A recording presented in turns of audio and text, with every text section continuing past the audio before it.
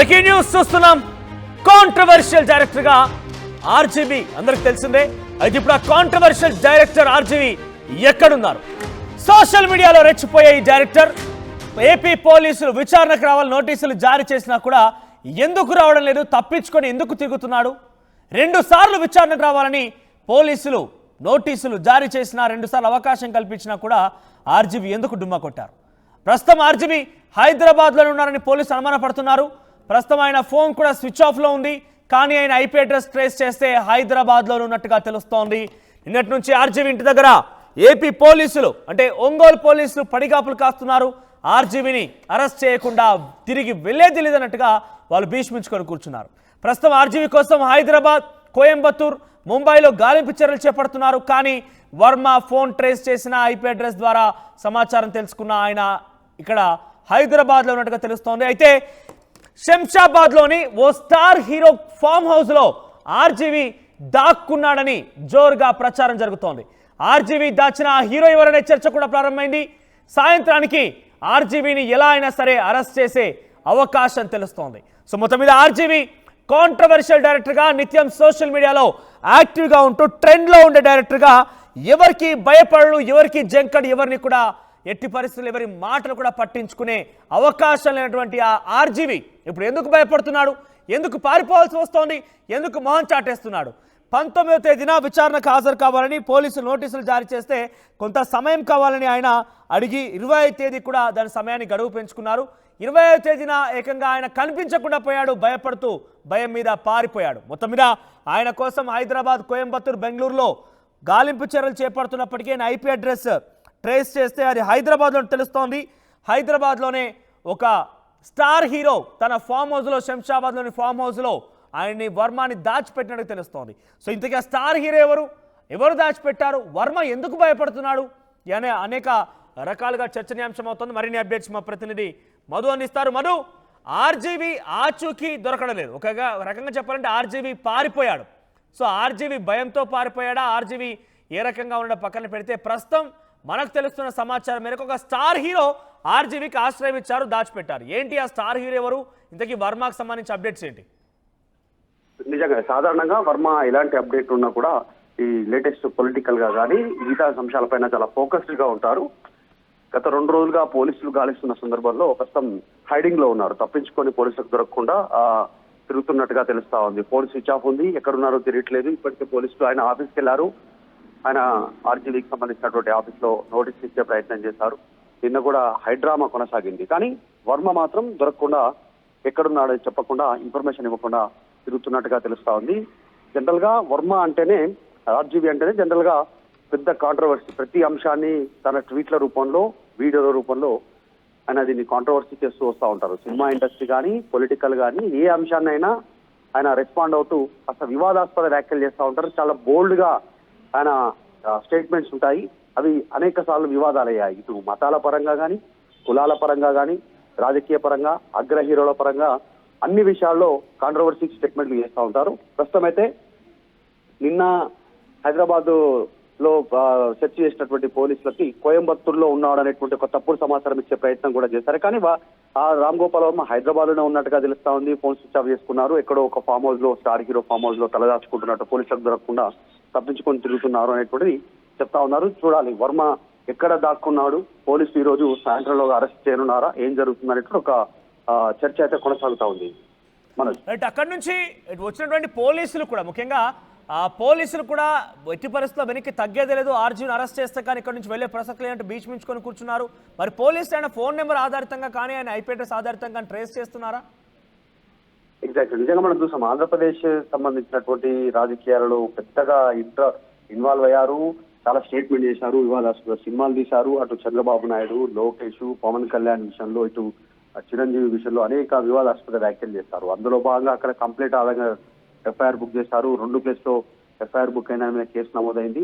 ప్రస్తుతం ఆయన phone switch off చేసుకున్నారు. కాబట్టి ఈ రోజు సాయంత్రం వరకు పోలీసులు దృష్టి పెట్టారు. వర్మ ఎవరితో లాస్ట్ కాంటాక్ట్ చేశారు, ఎవరితో మెసేజ్ చేశారు, లాస్ట్ ఆయన సిగ్నల్ కి సంబంధించి ఎక్కడ ట్రేస్ చేయగలిగారు, ఎక్కడ స్విచ్ ఆఫ్ అయింది ఫోన్ అనేటువంటి విషయాలు దృష్టి పెట్టారు. ఖచ్చితంగా గతంలో చేసినటువంటి విషయాలపైన పోలీసులు అరెస్ట్ చేయడానికి సిద్ధమవుతున్నట్టుగా తెలుస్తుంది. రైట్ మధు. సో మనతో పాటుగా బాలు ఆర్జీవి తరపున లాయర్ అందుబాటులో ఉన్నారు, అందుబాటులోకి వచ్చారు. ఎస్ బాలు గారు, సో ఏంటి ఆర్జీవి భయంతో పారిపోతున్నాడా? నిజంగా ఆయన ఏం తప్పు చేయలేదు. మీరు కూడా మాట్లాడడం చూసాం, ఆయన ఏం తప్పు చేయలేదు. ఆయన చట్టానికి లోబడే అన్ని రకాలుగా వ్యవహరించారు. అట్ ది సేమ్ టైం మేము భయపడడం లేదు, మాకు సమయం ఉంటుంది, మాకు ఉండాల్సిన వెసులుబాట్లు మాకుంటాయి, హక్కులు ఉంటాయి, మేము వెళ్ళి కలుస్తామని చెప్పినప్పుడు కూడా పోలీసులే రాద్ధాంతం చేస్తున్నట్టుగా చెప్పారు. ఇక్కడ పోలీసులు ఉదయం నుంచి సాయంత్రం వరకు అక్కడే వెయిట్ చేస్తారు. ఇప్పుడు స్టిల్ కూడా ఆర్జీవి ఇంటి ముందే ఉన్నారు పోలీసులు, కానీ ఆర్జీవి మాత్రం కనిపించడం లేదు.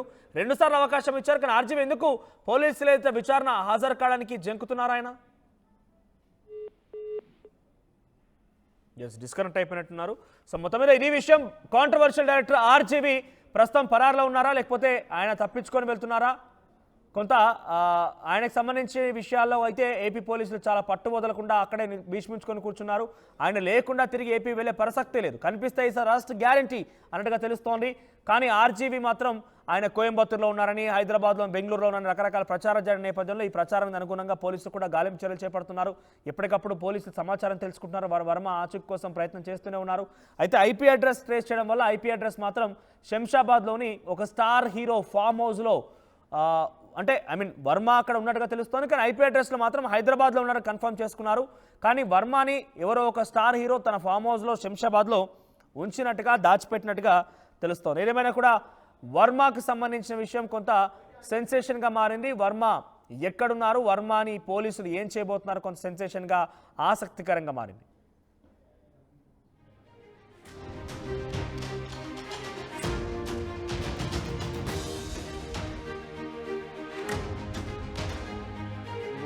కాంట్రవర్షియల్ డైరెక్టర్ ఆర్జీవి పరారులో ఉన్నారా, పారిపోయారా, భయపడుతున్నారా? ఆయన నిత్యం సోషల్ మీడియాలో తన ట్వీట్లతో, తన వీడియోలతో, తన మాటలతో ఏదో రకంగా ఒక కాంట్రవర్సీలో ఇరుక్కుంటూనే ఉంటారు. కాంట్రవర్షియల్ డైరెక్టర్గా పేరు తెచ్చుకున్నారు. తన సినిమాలు చూసినా, తన మాటలు చూసినా డెఫినెట్గా ఎవరిని కూడా లెక్క చేరని విషయం చాలా స్పష్టంగా అర్థమయ్యేది. కానీ ఎందుకు ఆయన పైన ఏమవుతున్నటువంటి కేసు విషయంలో హాజరు కావాలని నోటీసులు జారీ చేసినా ఎందుకు ఆయన రాలేకపోతున్నారు, రావడానికి విముఖత వ్యక్తం చేస్తున్నారు? ఒక రకంగా భయపడి ఆయన పారిపోయే ప్రయత్నం చేస్తున్నారా, లేదంటే ఆయన లేదు తన లాయర్లు చూసుకుంటారులే, లేకపోతే ఏం చేసుకుంటారో చేసుకున్నట్టుగానే గతంలో మాదిరిగా ఆయన ప్రవర్తిస్తున్నారా? కానీ ఇక్కడ గతంలో మాదిరిగా ఆయన పోటీ పడేది అటు పొలిటీషియన్స్తో కాదు, పోలీసులతో, చట్టాలతో. కాబట్టి డెఫినెట్గా ఎక్కడున్నా, ఏ మూలన ఉన్నా కూడా లాక్కొచ్చే అవకాశం డెఫినెట్గా ఉండబోతోంది. సో ప్రస్తుతం ఆర్జీవి అయితే ఆయన ఫోన్ నెంబర్ ట్రేస్ చేయగా, అడ్రస్ ట్రేస్ చేయగా ఆయన హైదరాబాద్లో ఉన్నట్టుగా పోలీసులు నిర్ధారించుకున్నారు. ఆయన ఎక్కడున్నారనే విషయం మనకున్నటువంటి విశ్వసనీయ సమాచారం మేరకు పెద్ద ఎత్తున ప్రచారం జరుగుతున్న ఒక అంశం ఏంటంటే, ఆర్జీవిని ఒక స్టార్ హీరో తన ఫామ్ హౌస్లో, శంషాబాద్లో తన ఫామ్ హౌస్లో దాచిపెట్టాడు. ఇంతకీ ఆ స్టార్ హీరో ఎవరు, ఎందుకు ఆర్జీవిని దాచిపెట్టాల్సి వచ్చింది? స్టార్ హీరో ఎవరై ఉంటారు? ఆర్జీవికి అంత సాన్నిహిత్యంగా మెలిగి, అంతటి సాన్నిహిత్యం, అంతటి స్నేహభావం ఉన్న వ్యక్తి ఆ స్టార్ హీరో ఎవరు? బహుశా ఆర్జీవిని కాపాడే విషయంలో ఆయనకి ఎందుకింత చొరవ చూపిస్తున్నారన్న విషయం పైన కొంత ఆసక్తి రేపుతోంది. ఇంతకీ ఆ స్టార్ హీరో ఎవరు అనుకునే విషయం పైన మీరు అనుకుంటున్నారు? ఆ పేరేంటి, ఆయన ఎందుకు కాపాడాల్సి వస్తుంది? ఇంతకీ మీరు అనుకున్న విషయంలో స్టార్ హీరోని కొంత కామెంట్ చేసే ప్రయత్నం చేయండి. కొంత స్టార్ హీరో మాత్రమే ఆయనని కాపాడుతున్నారు, మిగిలిన సినిమా ఇండస్ట్రీలో ఎవరు కూడా స్పందించడం లేదు. కానీ ఒక్క హీరో మాత్రమే తనకి ఇండస్ట్రీకి పరిచయం చేస్తారని కానివ్వండి, మొట్టమొదటి సినిమాని కానివ్వండి, అందుకే ఆయన కొంత ఆర్జీవికి సపోర్ట్ చేస్తున్నారని ఒక సమాచారం అంతోంది. ఏదేమైనా కూడా ఆర్జీవి మాత్రం ప్రస్తుతం ఆయన ఇంటి దగ్గర లేరు. ఆర్జీవి కోయంబత్తూరు వెళ్ళారు, లేకపోతే బెంగళూరులో ఉన్నారు, ఎక్కడెక్కడ ఉన్నారు, ముంబైలో ఉన్నారని చెప్పి ప్రచారం జరుగుతున్న నేపథ్యంలో పోలీసులు అక్కడి నుంచి కూడా ఎప్పటికప్పుడు సమాచారం అందుకుంటున్నారు. ఆర్జీవి అక్కడ కూడా కంటపడలేదు. ఆయన హైదరాబాద్లో ఉన్నారు. హైదరాబాద్లోనే ఒక స్టార్ హీరో ఫామ్ హౌస్లో ఉన్నట్టుగా పెద్ద ఎత్తున ప్రచారం జరుగుతోంది. ఏదేమైనా కూడా ఆర్జీవి ఎందుకు భయపడిపోతున్నారు? ఆర్జీవి ఎవరిని లెక్క చేయరు, ఆర్జీవి ఎవరి గురించి పట్టించుకోరు. అటువంటి వ్యక్తి పోలీసుల ఎదుట హాజరై తన యొక్క వాంగ్మూలాన్ని, లేకుంటే తనకు విచారణ ఎదుర్కోవాల్సిన అవసరం ఉన్న నేపథ్యంలో ఎందుకు ఆయన జంకుతున్నారు? ఒక రకంగా ఆర్జీవి అటు వెళ్తే డెఫినెట్గా అరెస్ట్ చేస్తారు. తనపైన, తన యాక్షన్స్ పైన పెద్ద ఎత్తున బాధపడినటువంటి సంబంధించినటువంటి వ్యక్తులు కానివ్వండి, వారంతా కూడా ఇప్పుడు ప్రభుత్వంలో కీలకంగా ఉన్నారు. కాబట్టి డెఫినెట్గా తనపైన అంతకు తగ్గట్టుగానే ఉత్సాహం చూపిస్తే అంతకు తగ్గట్టుగానే యాక్షన్ ప్లాన్ కూడా చేసి ఉంటారు. దొరికితే మాత్రం నా పని అయిపోయింది ఏమో అనుకున్నారేమో, కానీ ఆర్జీవి మాత్రం తప్పించుకొని తిరుగుతున్నారు. ఇందుకే ఆర్జీవి విషయంలో మీరేమనుకుంటున్నారు? ఆర్జీవిని కాపాడినటువంటి ఆ స్టార్ హీరో ఎవరు? మీ అభిప్రాయం ఏంటి? కామెంట్ రూపంలో తెలియజేసే ప్రయత్నించండి. ఒకసారి ఆర్జీవి తరఫున న్యాయవాది మాట్లాడారు, ఆయన ఏం మాట్లాడారో చూద్దాం. ప్రస్తుతం మనతో పాటు ఆర్జీవీ అడ్వకేట్ బాలా ఉన్నారు. సో అసలు కేసుకి సంబంధించి అసలు ఏ డీటెయిల్స్ కూడా మాకు తెలియదు, ఇప్పటివరకు ఇవ్వలేదు అని చెప్తున్నారు. సో మాట్లాడదాం. సార్, ఇప్పుడు చెప్పారు మీరు, అంటే ఈ కేసుకి సంబంధించి మాకు అంటే ఎటువంటి కేసు ఫైల్ చేశారు ఏంటి అనేది మేము ప్రొసీడ్ అవ్వడానికి కూడా మాకు ఎటువంటి డీటెయిల్స్ అనేవి క్లియర్గా లేవు అని చెప్తున్నారు. ఒకటండి, మాకు నోటీస్ వచ్చాయి.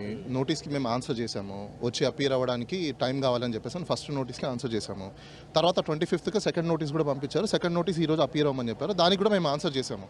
మేమేం కోరుతున్నామంటే, ఇప్పుడు ఎన్క్లోజర్స్ లేనప్పుడు కేసు ఏంటి, దానికి ఏం సంబంధించిన డీటెయిల్స్ అన్ని మాకు లేకుండా ఇప్పుడు ఆయన దగ్గర ఆయన ప్రీ షెడ్యూల్ అయిపోయి ఉన్నాయి. ఆల్రెడీ ప్రాజెక్ట్స్ మీద ప్రీ షెడ్యూల్స్ అయిపోయినప్పుడు ఇప్పుడు ఇమీడియట్గా ఇదంతా హీనియస్ అఫెన్స్ కాదు. ఫస్ట్ ఆన్లైన్కి సంబంధించిన ఒక ఎక్స్లో పోస్ట్ చేస్తున్న పోస్ట్కి సంబంధించిన అంశం కాబట్టి this is not that important. State has to active immediately. పర్వం పరిగెత్తాల్సినందుకు ఇమీడియట్ కాదు. నిజంగా అంత టైం లేకుండా ఉన్నాయంటే చాలా కేసెస్ ఉన్నాయి. ఈ కేసు ఓన్లీ సోషల్ మీడియాకి సంబంధించిన పోస్ట్ ఇది కాబట్టి మాకు టైం కావాలి. దాంతోపాటు సుప్రీంకోర్టు కొన్ని గైడ్లైన్స్ ప్రకారము, అలానే బిఎన్ఎస్ఎస్ ప్రకారము డిజిటల్ పోలీసింగ్ అనేది కూడా ఇంట్రడ్యూస్ చేసింది కాబట్టి సెంట్రల్ గవర్నమెంట్ దాన్ని యూటిలైజ్ చేసుకోండి. వర్చువల్ అపీరెన్సెస్ని తీసుకోండి, వర్చువల్ ఇన్వెస్టిగేషన్స్ని కూడా ప్రొసీడ్ చేయండి, ఎంకరేజ్ చేయండి అని చెప్పేసి మేము కోరడం జరిగింది. ఇప్పుడు ఇచ్చిన నోటీస్లో, వాళ్ళు ఇచ్చిన నోటీస్కి రిప్లైలో వాళ్ళు ఏం ఆన్సర్ చెప్తారు ఏంటనేది మేము ఒకసారి చూడాలి. చూసి దాన్ని బట్టి మేము నెక్స్ట్ ఆన్సర్ చేయడం అనేది జరుగుతుంది. ఫస్ట్ నోటీస్ ఇచ్చినప్పుడు ఫస్ట్ నోటీస్లో ఎటువంటి కేసు ఫైల్ చేశారు? ఫస్ట్ నోటీస్ అంటే ఒక కేసుకి సంబంధించిన నోటీసే.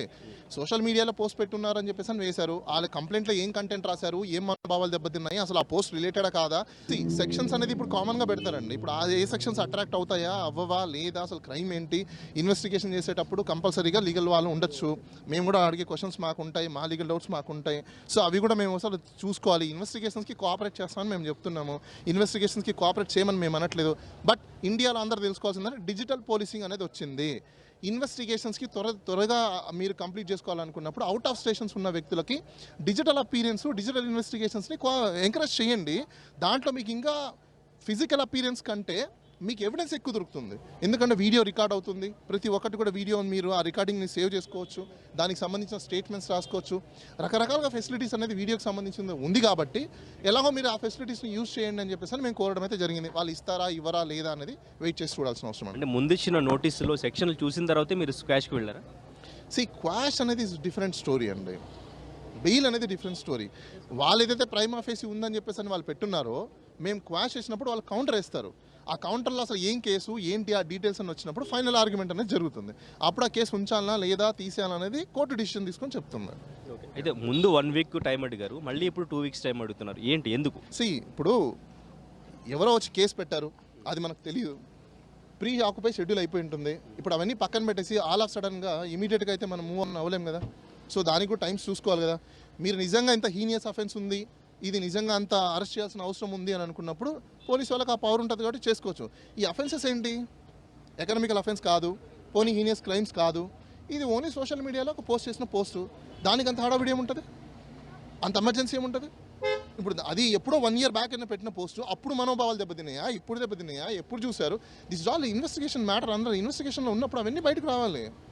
ఆల్ ఆఫ్ సడన్గా కేసు వచ్చేసింది, కేసు కట్టేశారు, మీరు వచ్చేసేయండి అంటే ఇండివిజువల్కి ఉన్న ఆర్టికల్ 21 రైట్స్ని కట్టెలు చేయమని కాదు కదా. ఇన్వెస్టిగేషన్కి కోఆపరేట్ చేయనప్పుడు అరెస్ట్ చేస్తారు, కానీ కోఆపరేషన్ చేసినప్పుడు అరెస్ట్ ఎవరు చేయరు. సో మేము ఇంత నోటీస్ పంపించిన తర్వాత I don't think so police do such kind of exercise. అయితే ఆర్జీవీ కోయంబత్తూరులో ఉన్నట్టుగా తను సోషల్ మీడియాలో పోస్ట్ చేశారు. అసలు ఎక్కడ ఉన్నారు, ఏం చెప్పారు? వన్ థింగ్, ఇప్పుడు ఆయన ప్రీ ఆక్యుపై ఉన్న షెడ్యూల్స్లో ఆయన ఎక్కడ ఉంటారో ఏంటనేది నాకు తెలియదు. ఫస్ట్ ఆఫ్ ఆల్ నేను అవన్నీ అడిగేది. నాకు డిజిటల్గా ఆయన మేము కనెక్ట్లో ఉన్నప్పుడు నిన్న నైటే మేము ఆల్రెడీ మేము కంప్లీట్ చేసాం వర్క్ అంతా, ఫోన్ చేసి చెప్పున్నారు ఇది ఉన్నాం, దానికి సంబంధించి మాట్లాడి చేస్తాం. కానీ ఫిజికల్గా కలవాలి చేయాల్సినంత నెసెసిటీ నాకు లేదు, ప్లస్ ఇప్పుడు అంత ఇంపార్టెన్స్ కూడా లేదు. కాబట్టి యాక్చువల్గా ఈరోజు విచారణకు హాజరవ్వాలని మీకు నిన్నే తెలుసు, నిన్న మాట్లాడాను అంటున్నారు. నిన్న ఎటువంటి డెసిషన్ తీసుకున్నారు, మీతో ఏం చెప్పాలి, ఎలా ప్రొసీడ్? నోటీస్ వచ్చింది, సో ఆయన నేను ఆక్యుపై అయిపోయినాను, నాకు టైమ్స్ కావాలండి అని చెప్పారు. దానికి సంబంధించి మేము నోటీస్ ప్రిపేర్ చేసి పంపించాం అంతే. సో అంటే విచారణకి ఫిజికల్గా హాజరయ్యే ఛాన్స్ లేదు సార్. ఒకటి నేను అదే చెప్తున్నాను మీకు, ఇవి సోషల్ మీడియాకి సంబంధించింది. ప్రతి మనిషికి వాళ్ళ యొక్క నిత్య జీవిత అవసరాలు చేసుకునే పనులు చాలా ఉంటాయి. ఇలాంటి పోస్టుల గురించి ఒకటే మనము వాళ్ళ పనులన్నీ ఆపేసుకుని టైం మొత్తం వేస్ట్ చేసుకునే దానికంటే పోలీసు వాళ్ళకి కూడా ఫెసిలిటీస్ అనేది ఉన్నాయి కాబట్టి డిజిటల్ పోలీసింగ్ అనే దాన్ని ఎంకరేజ్ చేయండి అని చెప్పేసి మేము కోరున్నాము. వాళ్ళు ఇస్తారా లేదా ఇంకోటి అనేది, ఒకవేళ ఇవ్వరు అని అనుకోండి కోర్టును ఆశ్రయిస్తాం. కోర్టు ఖచ్చితంగా డైరెక్ట్ చేస్తుంది. నీడ్ ఏముందని చెప్పాలి కంపల్సరీగా.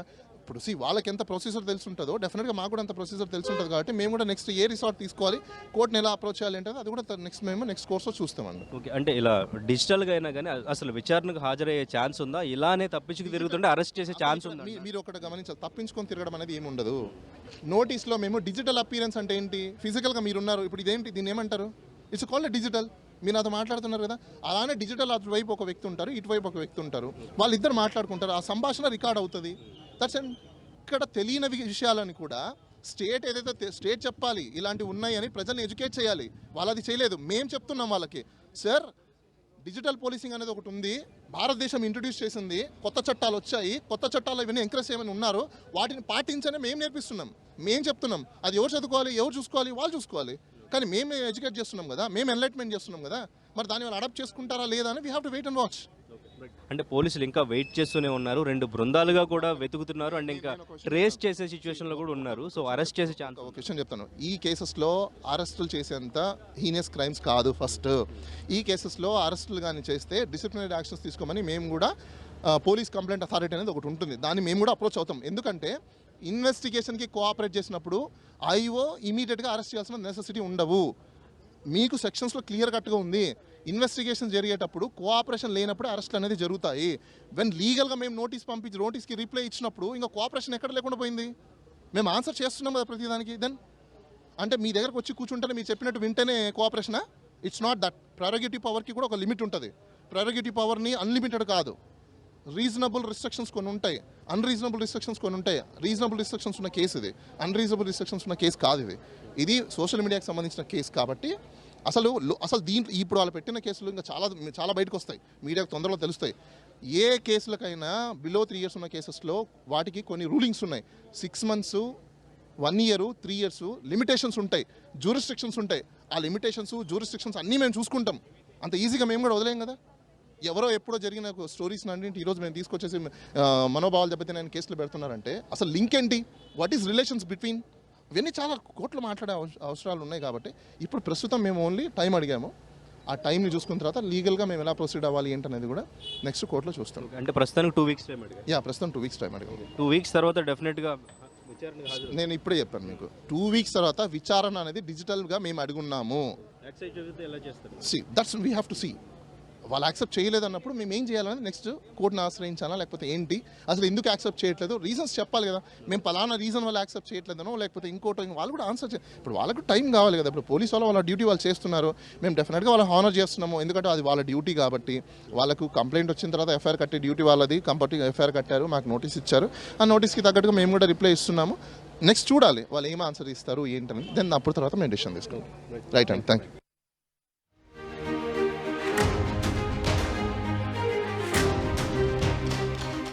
మరిన్ని వీడియోస్ కోసం ఛానల్ ని సబ్స్క్రైబ్ చేయండి. లేటెస్ట్ అప్డేట్స్ కోసం వాట్సాప్ ఛానల్ ని ఫాలో అవ్వండి. అండ్ లింక్ డిస్క్రిప్షన్ లో ఉంది.